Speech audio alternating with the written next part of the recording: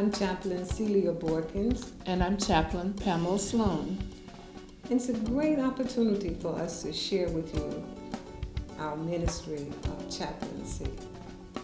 We were trained 3 and 2 years ago by International Fellowship of Chaplains. That training has afforded us so many privileges and so many experiences that we can't even share them all. But for a lay person, it allows that person to be able to do the things that God has called us to do, even though we may not be vocational ministers or pastors. Wouldn't you say it's been quite rewarding in that area, Pam? It's been rewarding because we've got a chance to meet and greet people. We've got a chance to be of assistance through disasters and through just forming relationships with people. We're able to minister to the people and minister to our community at large.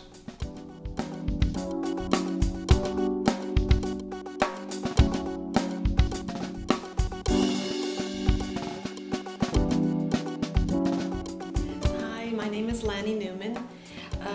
I first learned about the chaplaincy through work with my dog. I do pet therapy with Hand and Paw here in Birmingham, and we minister to children and cancer patients.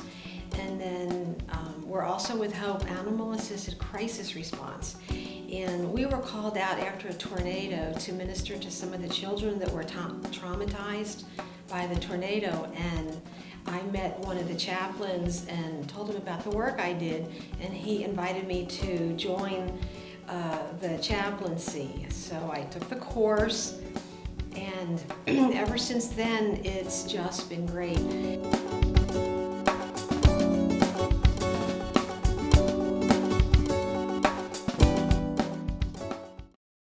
I've tried to live my life through Matthew 25, starting with verse 36, where Jesus calls us to feed the hungry, clothe the naked, visit the sick, visit the people in prison.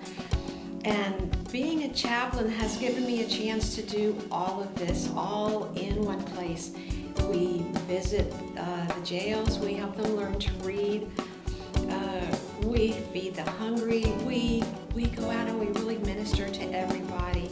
And it's been such a joy in my life to be able to feel like I'm following what God called me to do.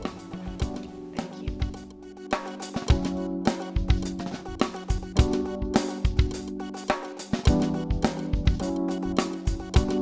My name is Judy Helmick, and I first heard about chaplaincy through a man who started IFOC, International Fellowship of Chaplains.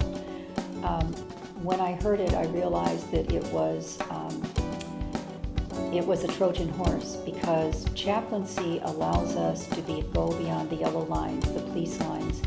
And as a chaplain, I am not a pastor, so I don't represent a church, I represent God. And for that reason, there's no conflict with church and state. Chaplaincy is sanctioned by the U.S. Constitution, and so we can go into disasters and help those people. Chaplaincy offers a ministry of presence, and we offer that to those people in need. And I felt like the Lord was calling me to go into disasters. And so since that, I've joined organizations where I go around the country, around the world, as a chaplain helping people in disasters. The Lord gave me a vision for chaplaincy for Birmingham, that He showed me a net to sit over the Birmingham region, and that net at each place where it would come together would be a chaplain. So we would be a net of chaplaincy, offering a ministry of presence and comfort to the people in the Birmingham region in so many ways. Some of us are in schools, some of us are in hospitals, some of us minister through businesses, some are in nursing homes. Some of us are chaplains with the Birmingham Police Department. Some of us are going into schools. So we're offering that ministry of presence, and it's, as Lanny said, it's a very rewarding thing, because we're doing what Jesus has called us to do. we are his hands and feet, I believe. And it's an honor and a privilege to be his ambassadors here in Birmingham.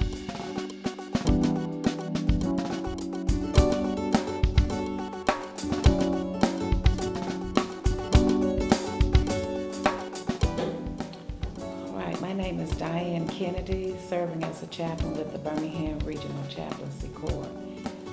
I guess I can see myself as a chaplain from the time that I was a little girl, because I come from a family who loves to serve, and my mom and dad were always taking me right along with them, all my brothers and sisters, whenever they did anything of service for people in our community. I see chaplaincy as a calling from God. I read from an excerpt about Martin Luther that as a monk in a monastery, he thought that his lot was to just worship and sing psalms in the monastery as a monk. But then he had a conversion, and after that conversion, he realized that the calling of a man is what his work was. And so he preached that whatever you do is a calling from God and should be done for God. He said that the young lady that's in the fields milking the cows and the man who shovels the manure, that's doing service for God, and that's what I want to do.